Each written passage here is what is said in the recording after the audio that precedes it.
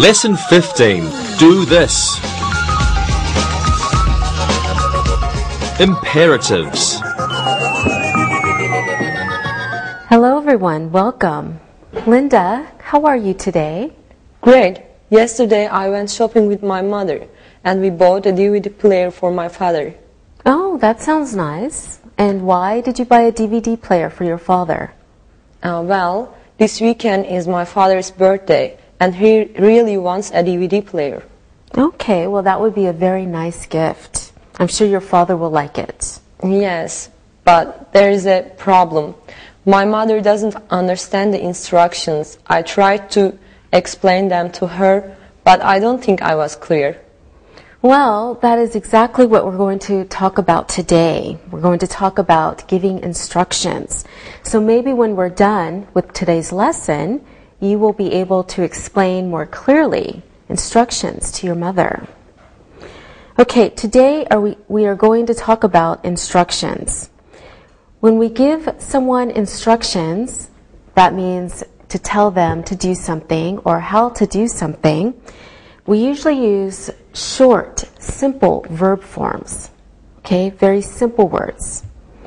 Sylvia, can you think of any examples of this? Yes, for example, when you want us to listen, you just say listen. You don't say, would you please listen? Yes, that's correct. Alberto, what other instructions do I tell you?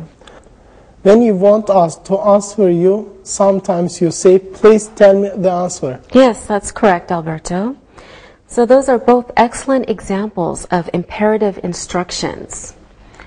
So we use imperative instructions when we want to tell someone to do something or tell them how to do something.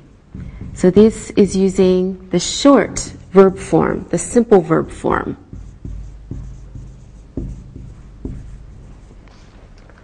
Okay, let's look at some common verbs that we use in imperative instructions. Take a look at your screen. The infinitive form of the verb, meaning the simple verb form with to at the beginning. For example, to go. In the imperative form, we drop the to and it's just go. To stop, in the imperative form, is stop. To turn on is turn on. To turn off is turn off. To stand up, stand up. To listen, listen. To close, close. To open, open. To worry, worry. To sit, sit. To be is be. So the imperative form of the verb is the same as the infinitive form, but without the word to in the beginning. Now let's practice. Linda, how do I make a sentence with an imperative? Well, you don't have a subject and you don't change the verb. I want Alberto to stand up, so I say stand up. Good. Stand up is an imperative verb. I want Alberto and Sylvia to stand up, so I also say stand up. Okay, good. So actually the subject is always you, because we say these sentences directly to a person or people, but we don't say you because you as the subject is understood in these imperative verbs. All right, for example, stand up. Alberto, can you give us another example? Yes. Close the door. Good. Close the door. All right, and Sylvia? Sit down. Good. Okay, so for these commands or imperative instructions, we can say stand up, close the door, sit down, and remember the subject is you, so one or more people. Alberto, how do we make negatives? We add the word don't in front of the verb. For example, don't sit here. Very good. So it's the same. It's an imperative instruction, but in the negative. So it's telling someone not to do something. Don't sit here. Good. Also remember that we don't change the form of the verb when we use imperatives. The verb is always the same. So we always use don't in a negative statement. Now we can add another column to our chart. Take a look at your screen. So with to go, remember our imperative form is go, but our imperative form in the negative is don't go. To stop is stop or don't stop. To turn on or don't turn on. To turn off or don't turn off. To stand up becomes stand up or don't stand up. To listen is listen or don't listen. To close, don't close. To open, don't open. To worry, don't worry. To sit is sit or don't sit. To be becomes be or don't be. Now remember, we don't use a subject when we make an imperative instruction. Also, the verb never changes form when we make a sentence with the imperative form. Now, let's talk about who uses imperatives. Sylvia, who says this sentence? Clean your room. My mother says that. Okay, good. So a mother would say, clean your room. Could be a father too. Do you clean your room when your mother or father says that, Sylvia? Yes, she will get angry if I don't. And my mother doesn't like my room to be messy. All right, very good. Alberto, what about this sentence? Open your book. Who would say this, Alberto? A teacher says that. Okay, good. Yes, a teacher could say, open your book. Okay, Linda, how about this sentence? Take care of yourself. Linda. My friends say that when we say goodbye. Okay, good. Friends. Let's see. Does anyone else say that, Sylvia? A doctor says that when you aren't healthy. Okay, good. A doctor. Excellent. How about Alberto? Anyone else? My parents said that before I left to go to university. All right. Good job. And did you take care of yourself? Sometimes I can't cook like my mother, though I don't think I eat very well. Okay, that sounds normal. How about this sentence, Sylvia?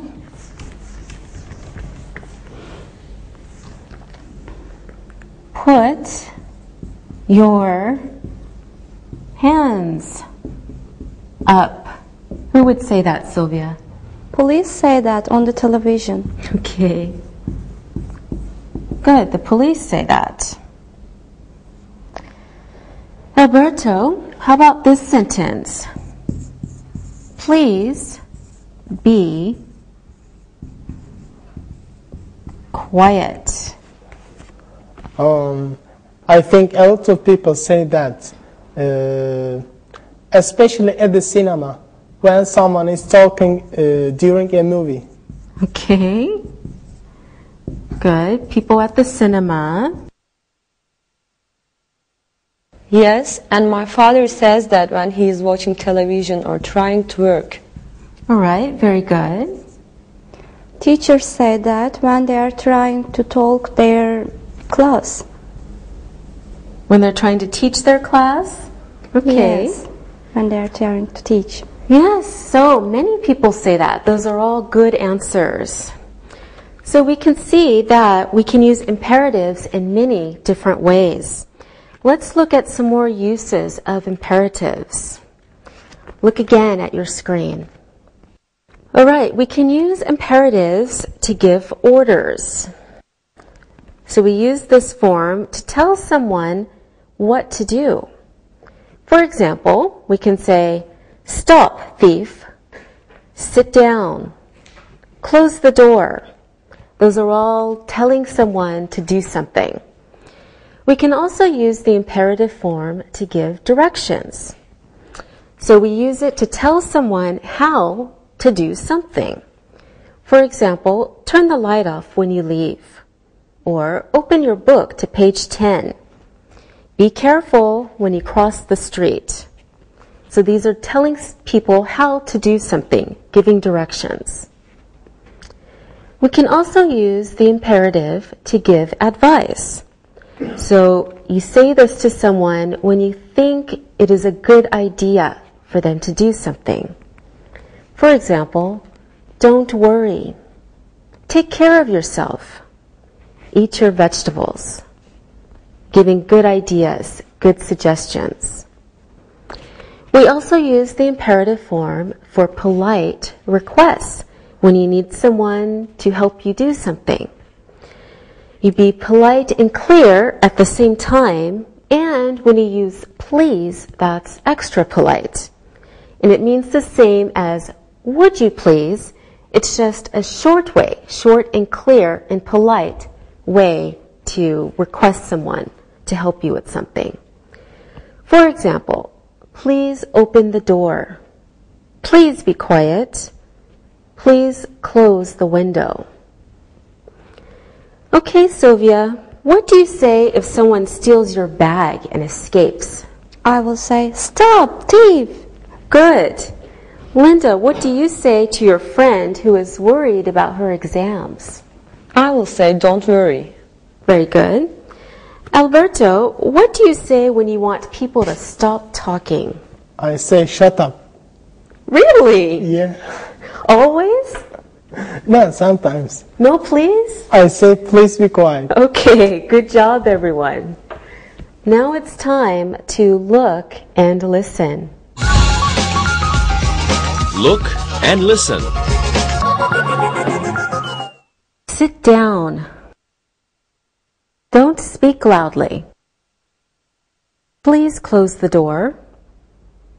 Take care of yourself. Open your notebook. Read and repeat.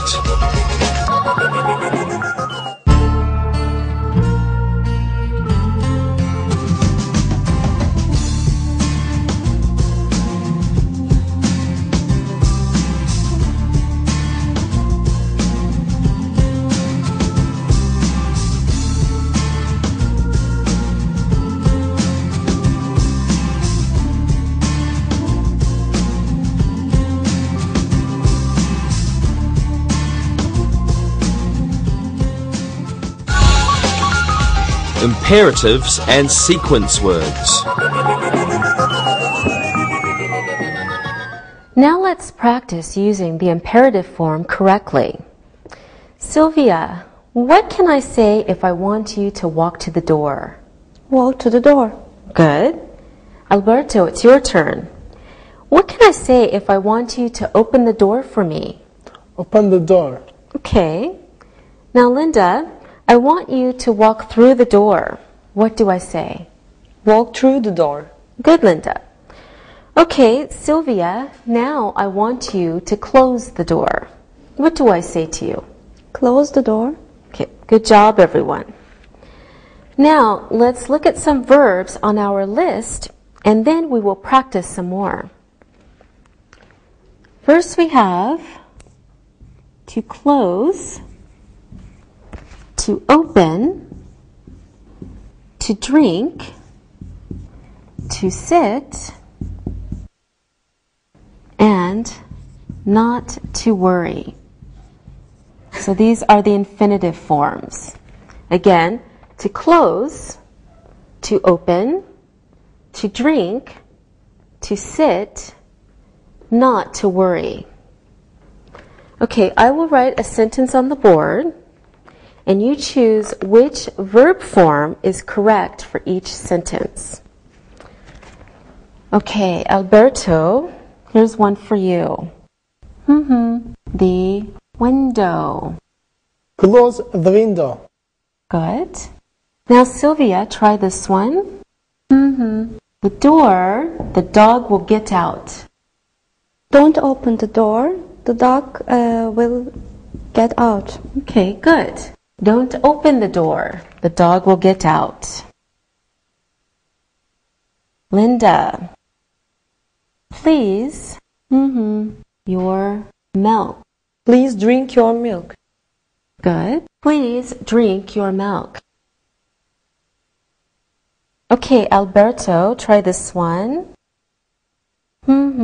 Down and put on your seatbelt. Sit down and put on your seatbelt. Good. Sit down and put on your seatbelt. Excellent. Okay, Sylvia, try the last one. About me, I'll be fine. Don't worry about me. I will be fine. Good. Don't worry about me. I will be fine. Great job, everyone. Okay, one common way to use imperatives is to tell someone how to do something. For example, we can talk about a mobile phone, a cell phone. Alberto, can you tell us how to use a mobile phone? Sure. First, turn on the phone. If it's not on, it won't work. Okay. He said first, turn on the phone. Good idea. Okay, and what else? Then look to see if it has a signal. That means you can make a call. Okay, look to see if it has a signal, meaning a network connection. Next, press the numbers buttons for the number you want to call. Okay, good. Press the numbers buttons. Good. After that, press send button. It's usually green. Okay. Press the send button. Finally, press the end button. When you are finished with the call, it's easy. Okay, thank you. So let's review Alberto's instructions for how to use a mobile phone. So he told us, first, turn on the phone. Then, look to see if it has a signal.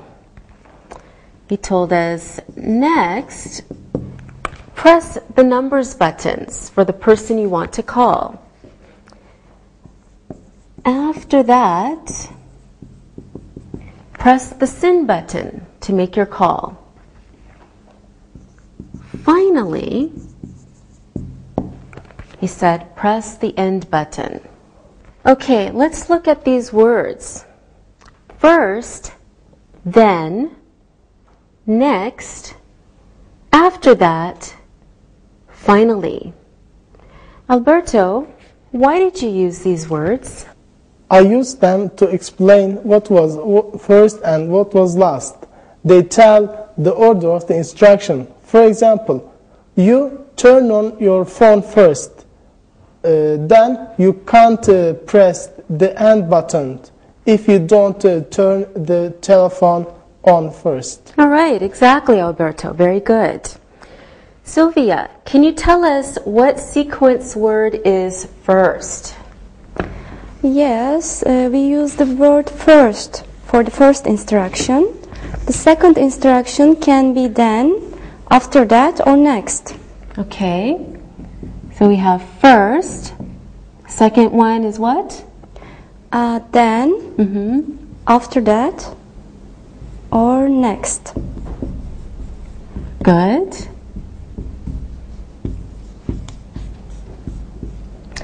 Excellent. What other words can we use, Linda? We can use ordinal numbers like second, third, or fourth. Okay. Good.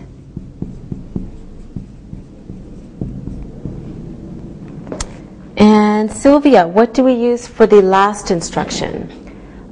We use the word finally or lastly. Okay. Good. Okay, let's review this. So for our first instruction, we use first.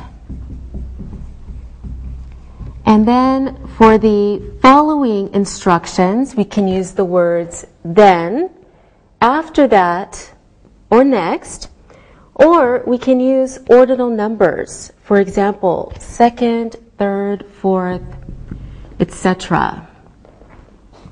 So these can be for the following instructions. And then for the final instructions, the last instructions, we can say finally or lastly. For the final instructions. All of these words are called sequence words. Sequence means order. So these words tell the order of the instructions. Okay, very good. Let's take a look at a chart to help us understand sequence words. Okay, the instruction in the first position, we use first. For the instruction that follows, we can say second, next, after that, or then. For the third instruction, we can say third, or again, we can say next, after that, or then. For the fourth instruction, we can say fourth, next, after that, or then. For the fifth instruction, or the sixth, or the seventh, etc., etc., we can use fifth, sixth, or next, after that, and then. For the last instruction, we say finally or lastly. So this is the structure of a sentence for instructions. We can use sequence word plus an imperative verb plus an object. So we usually use a sequence word at the beginning of the sentence. For example, we can say, first, open the door. So let's follow our structure. Sequence word plus the imperative verb plus the object. In our example, for a sequence word, we used first, our imperative verb, open. The object is the door. First, open the door. Okay, remember, there is no subject in sentences with imperative verbs because the subject is you and it's implied, it's understood. Okay, let's look at this again. So we have our sequence word and then the imperative verb and then the object. For example, first, open the door. Okay, Sylvia, can you make a sentence with these words? I'll give you window, close, and then. Then close the window. Okay, good. Then close the window.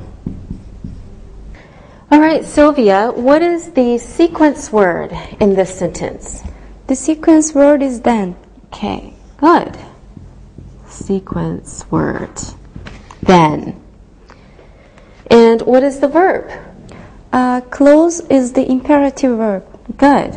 Close is the imperative verb. And the object? The window is the object. Very good. The window is the object. Now, Linda, what is the subject? There is no subject. We don't use a subject with imperative verbs. All right, very good. You are very clever. Instructions for devices. Now let's talk about some machines and devices. Take a look at your screen.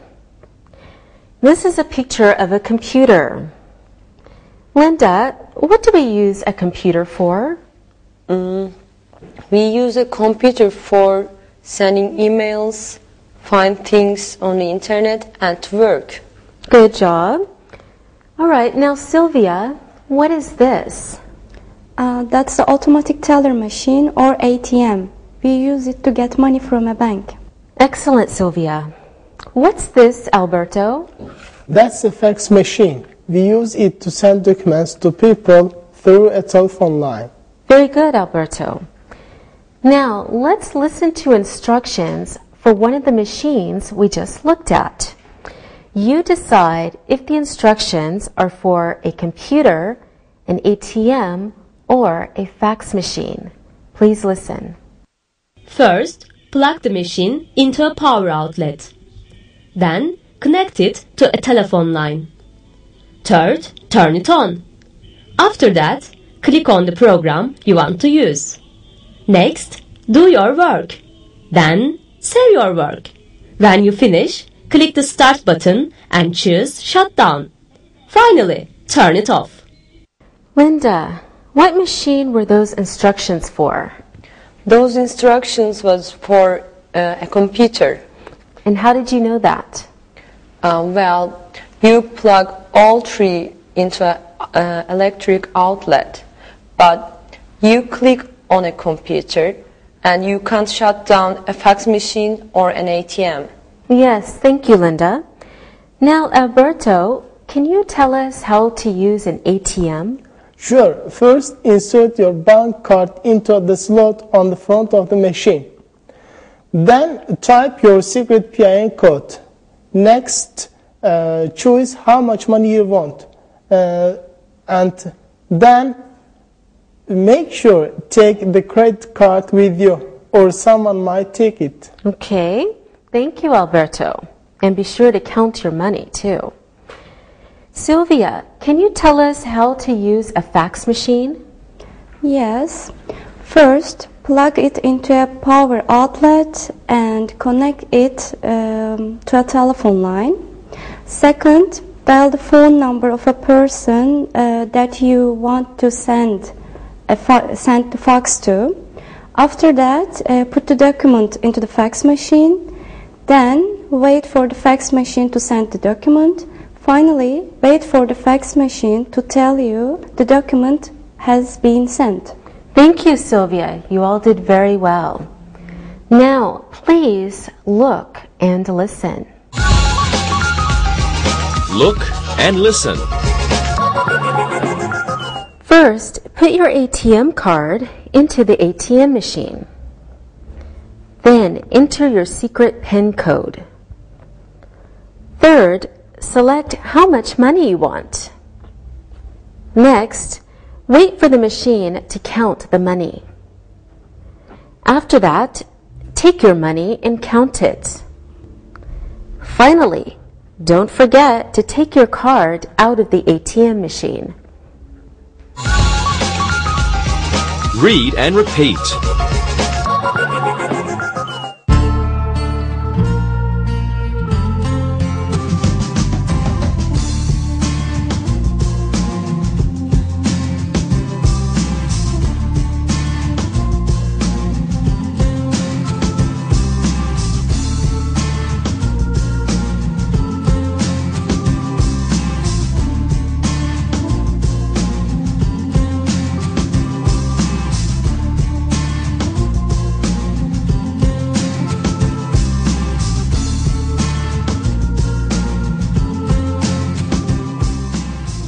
when we want to talk about how or why we use something like a machine, we usually use for plus your simple verb plus ing or to plus your simple verb. Let's have a look at some examples. We use a television for watching programs. We use a television to watch programs. Have the same meaning. We use a car for traveling from one place to a different place. We use a car to travel from one place to a different place. These sentences have the same meaning. We use a CD player for listening to music. We use a CD player to listen to music. Next examples. We use a fax machine for sending documents to someone, same as we use a fax machine to send documents to someone. Now, let's learn about some more machines and devices. Take a look at some pictures. This is a calculator.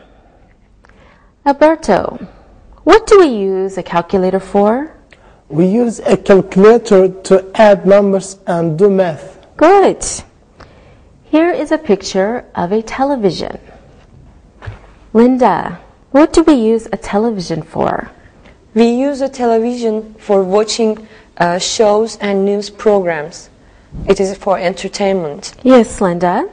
And do you like to watch television? Yes, I do. I like to watch comedy shows. All right, good job. Now, here is a picture of a CD player. Sylvia, what do we use a CD player for? We use a CD player to listen to music. I also use a CD player to practice English. I listen English books and read the words as I listen. Oh, very good idea. Okay, let's look at a picture of a car.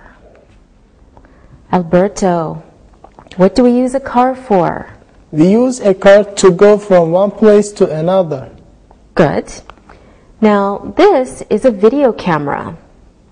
What do we use a video camera for, Linda? We use a video camera for making movies. My father used it on our vacation, so we could see it again. Oh, that sounds nice, Linda. Has anyone else used a video camera? We used one in English class. My class wrote a play and performed it for the students. We used a video camera to record the play. Now we can watch it all the time. My business English class used a video camera to practice job interviews. A student wanted a job and the other decided if they got a job. It was a lot of fun and we learned a lot. Oh, that sounds great, Alberto. All right, now this is a photocopier. Sylvia, what do we use a photocopier for?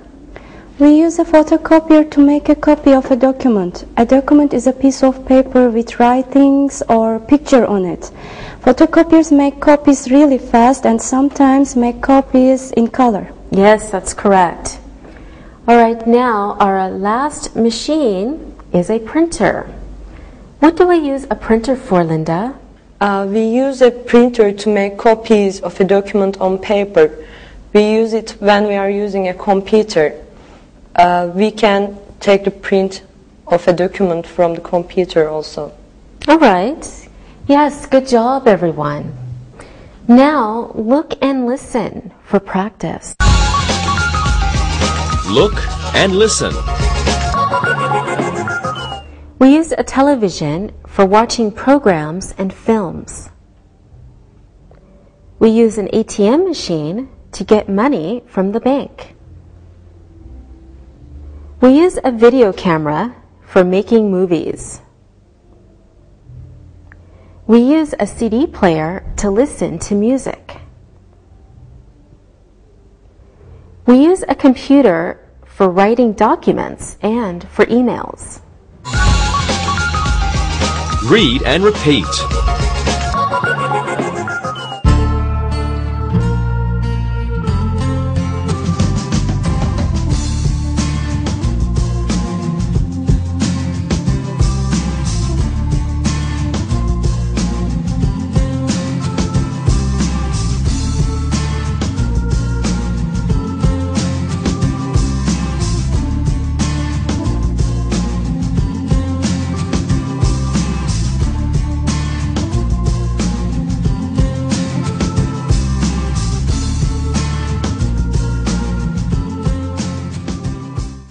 Now think back to the beginning of the lesson. Remember Linda's problem?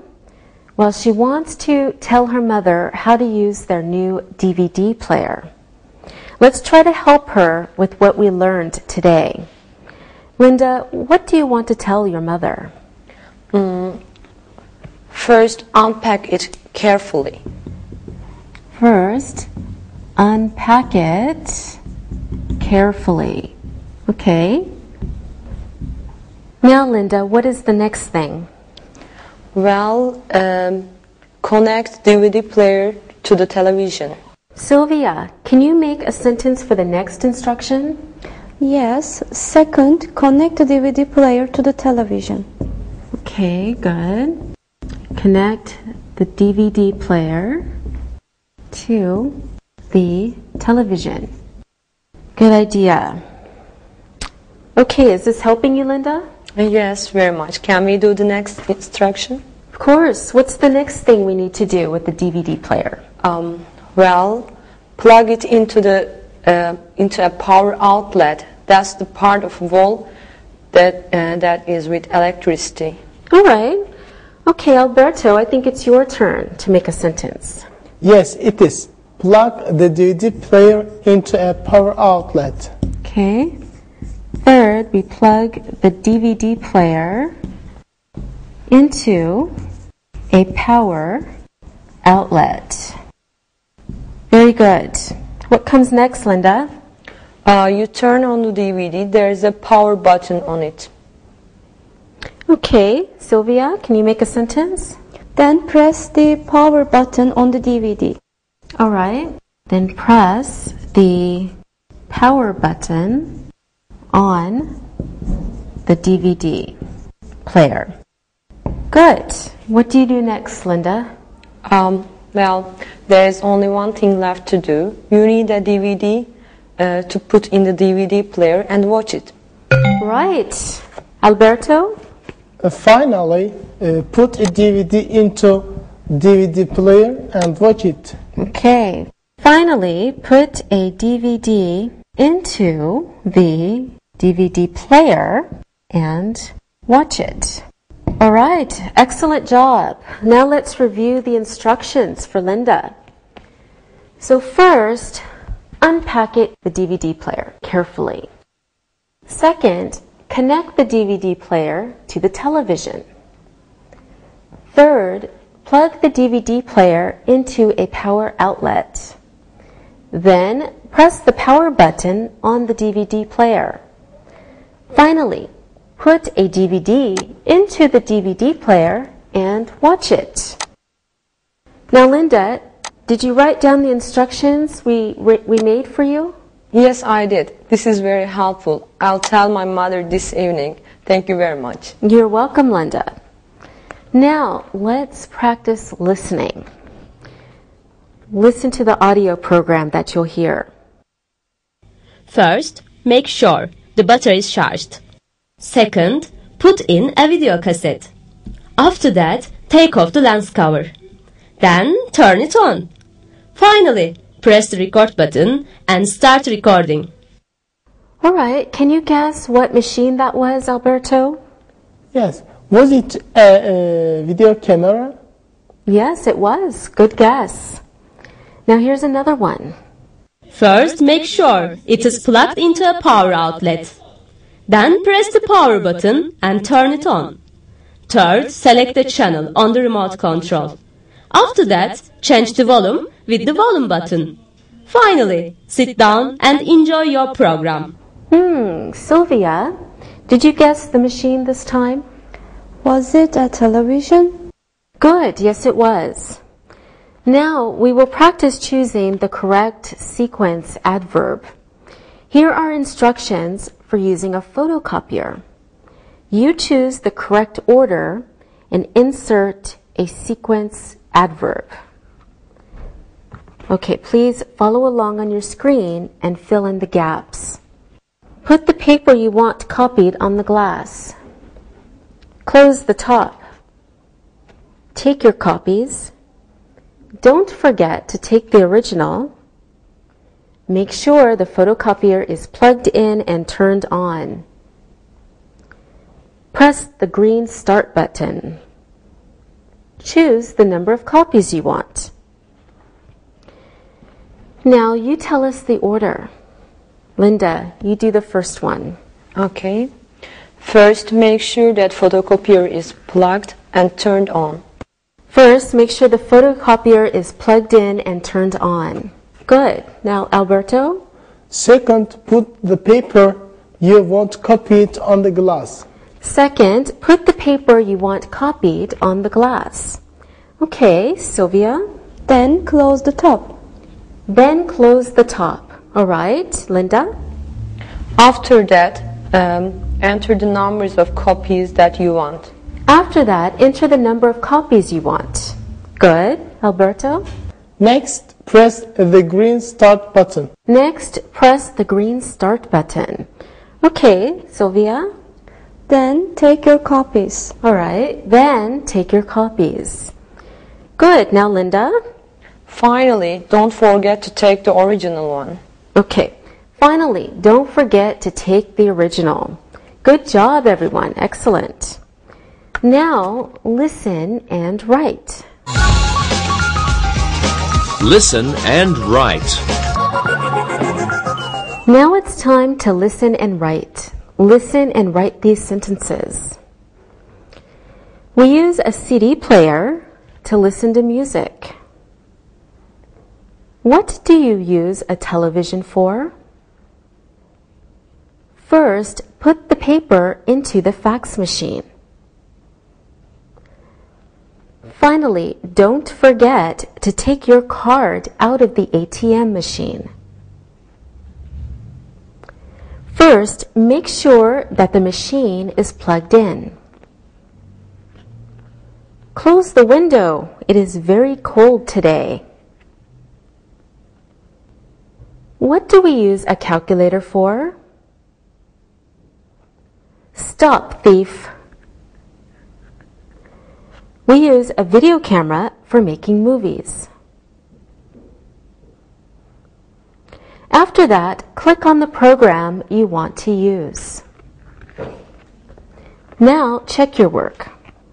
We use a CD player to listen to music. What do you use a television for? First, put the paper into the fax machine. Finally, don't forget to take your card out of the ATM machine. First, make sure that the machine is plugged in. Close the window. It is cold today. What do we use a calculator for? Stop, thief. We use a video camera for making movies. After that, click on the program you want to use. Now, read the following story and answer the questions about it. Read and answer. Dear Megan, your father and I will be gone for 2 weeks, and you will take care of the house. You're 18 years old now, and your father and I feel that you are ready for this responsibility. There are many things for you to do. First, walk the dog. Spot will want to go for a walk early, so you won't be able to sleep late. Second, bring in the newspaper and fresh milk. The milkman will leave the fresh milk outside the door in the milk box. The mailman will bring the mail in the afternoon. Put the mail on the kitchen counter, and we will look at it when we return. Next, water all the plants in the house and take out the garbage. Then, clean the house and do the laundry. After that, make sure all the windows and doors are locked at night. Finally, set the house alarm. You will sleep better at night then. And Megan, please don't forget to study.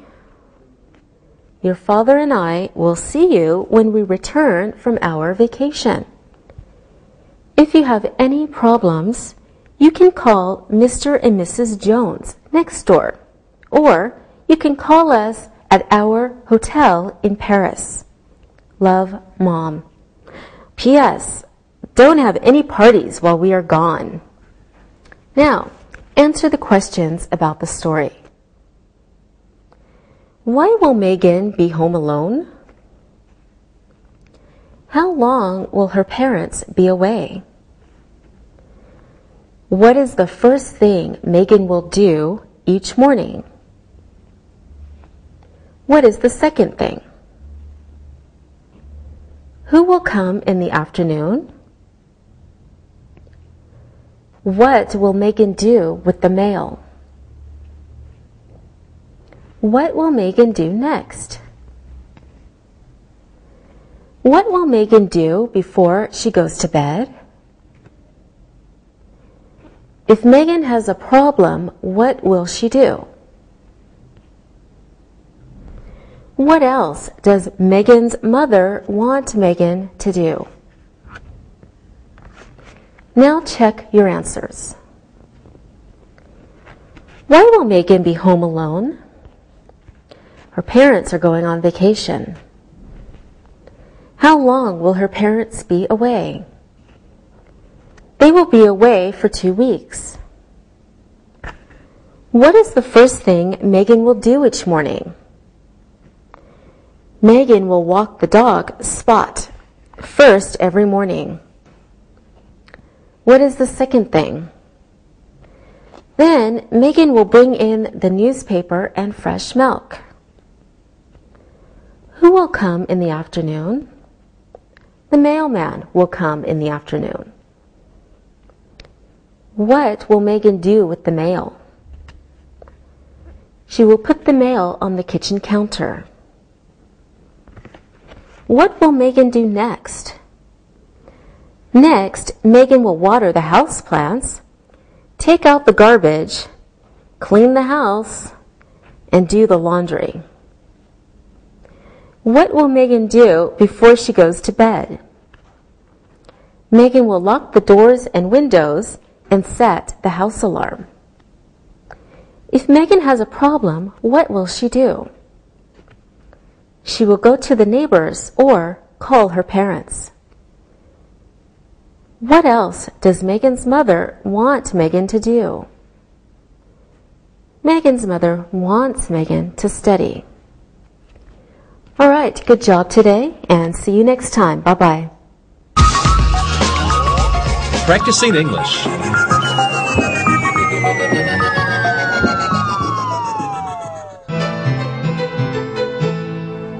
Thanks for coming with me to buy the DVD player, guys. Yeah, it's no problem. I love technology, especially technology like this. This is so technological. Yeah, I love checking out the latest and greatest. My dad got this new TV for us last month, but this DVD player will make it better. Does your dad like watching movies? Yes, very much. How hard is it to connect one of these to a TV? No, it's not very hard. Just a couple of wires, I think.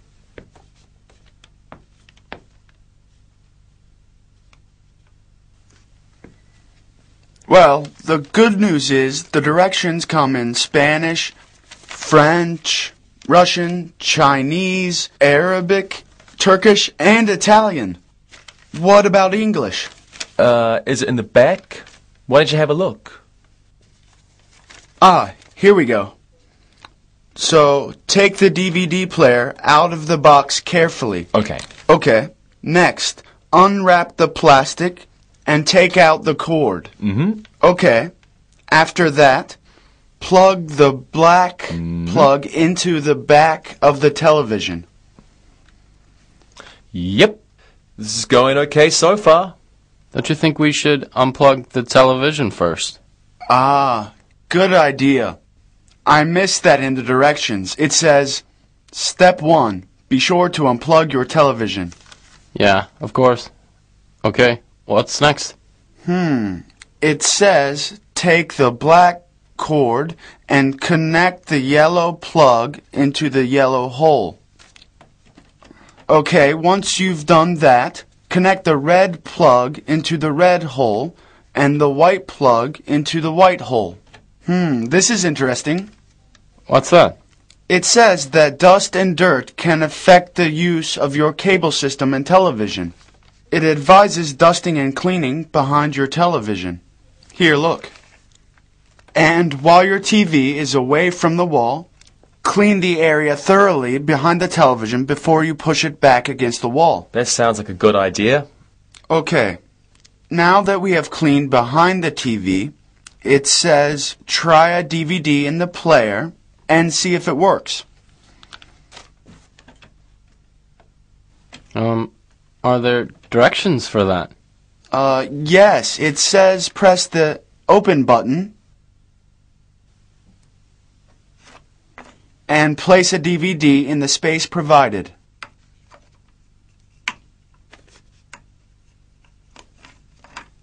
Then it says to make sure all the wires are connected firmly. Check for tight connections. Okay, all are tight.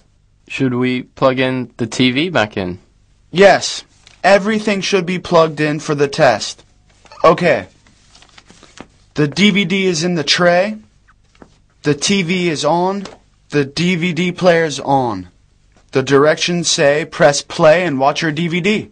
Okay, here goes.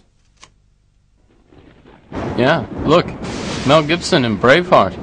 It works. We did it. Yeah. Yeah. Wow, that's a great picture. My dad will love this DVD player. It's a great TV, and with DVDs, it's even better. Hey, Mom. Hi, Mrs. Christakos. Hello, Mrs. Christakos. Well, hello, boys. What have you been doing? I bought Dad a new DVD for his birthday. Yes, we picked it up today, and we just connected it all today. Well, this is all very interesting. Just a moment.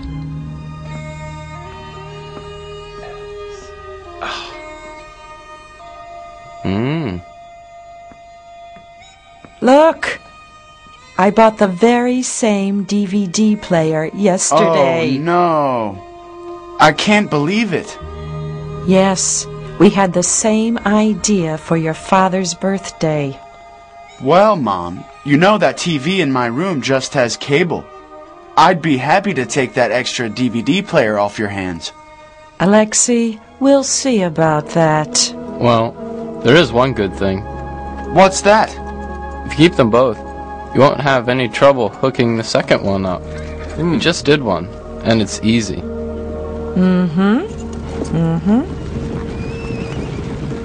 Yes!